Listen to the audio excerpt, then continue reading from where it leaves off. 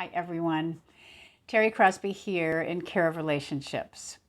Today, I have another poem for you from my book, 100 Words, Small Servings of Whimsy and Wisdom. This is a fun one. For me as a cook, it's a fun one. I hope you enjoy it. It's called What's Cookin' in Your Relationship Kitchen? My daughter strolled to the kitchen to get a snack and returned crestfallen.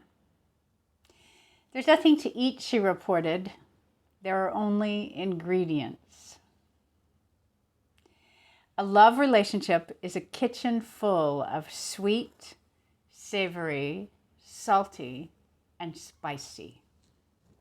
I have ingredients, beliefs, personality, habits. You have ingredients too. But how will they blend? Are we good cooks?